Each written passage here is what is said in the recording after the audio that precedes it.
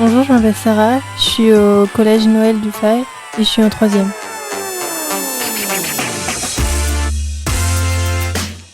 Moi, ma scolarité ici, j'ai commencé en 5e et j'ai été accueillie au dispositif Ulysse à partir de ma 5e. Donc cette année, c'est ma dernière année au collège Noël du Fail et pour ça, je prépare un oral de brevet. Je passe le grand oral le 7 juin.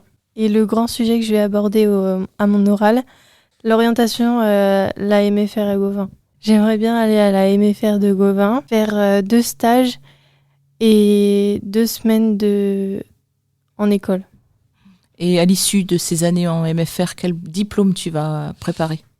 Le CAP SAP Vert. Un CAP qui regroupe SAP Vert et un CAP qui regroupe l'aide à la personne mais aussi la vente en espace rural. Ce dispositif Ulysse m'a permis d'avoir confiance en moi et d'améliorer mes compétences. Quelle différence entre un collégien ordinaire et un collégien qui bénéficie du dispositif Ulysse dans son quotidien ? La différence, c'est qu'on n'a pas les mêmes matières. Il y a des matières que je fais pas, mais que un élève normal, ordinaire, fait toutes les matières. Est-ce que tu pourrais trouver un point positif au dispositif Ulysse ?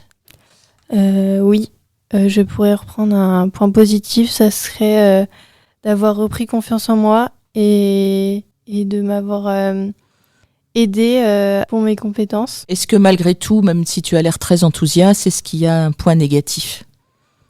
Je dirais juste le point négatif, ça serait qu'on nous met parfois une étiquette sans savoir nous connaître. Qui tu appelles on ? Les collégiens.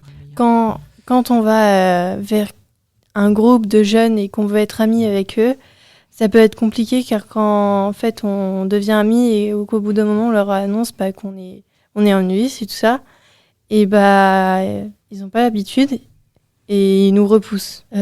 Pourquoi ils nous repoussent ? Je pense que ça serait parce qu'on est différent et qu'on n'est pas en classe normale avec eux.